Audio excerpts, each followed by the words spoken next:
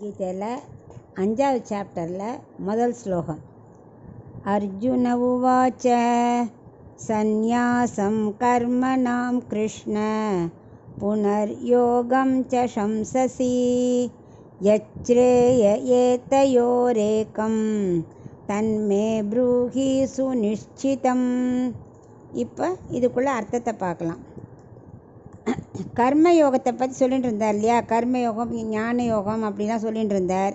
நம்ம செய்கிற கர்மா பகவானுக்காக பிரீத்திக்காக இருக்கணும்லாம் சொன்னார் இல்லையா? இப்போ அர்ஜுனன் கேட்குறான், அவனுக்கு சந்தேகம் வந்துடுத்து. கர்மாவிலேருந்து ஞானத்தை பற்றி கூறினேன். முதல்ல கர்மயோகம் என்ன, அப்புறம் ஞான யோகங்கிற ரெண்டையும் நீ சொல்கிற, இதில் எது வசந்தது, எது எனக்கு ஏற்றது அப்படிங்கிறான். சொல்லிட்டு கிருஷ்ண, அதாவது பூமிக்கு எப்போவுமே நல்லது பண்ணுறவனே அப்படின்னு கூறுற. நீ நல்லா யோசித்து கரெக்டாக எனக்கு எது நல்லதுன்னு நீ சொல்லு. ஏன்னா நான் ரொம்ப மனக்குழப்பத்தில் இருக்கேன். கர்மயோகமா ஞான யோகமா, எது எனக்கு சிறந்ததுன்னு சொல்லு. ஏன் சாதனமான கர்மயோகத்தை விட்டுட்டு சாத்தியமான ஞானம் கிடைச்சும் கூட மறுபடியும் கர்மயோகத்தை செய்யணும்னு சொல்கிற? இப்படி என் மனசு எவ்வளோ குழம்புறது, அதை நீ தான் தெளிவுபடுத்தணும். எனக்கு எது நல்லது, எது மேன்மையானதுங்கிறத நிச்சயமாக எனக்கு எது பெஸ்ட்டோ அதை சொல்லு அப்படின்னு அர்ஜுனன் கண்ணன்கிட்ட கேட்குறான்.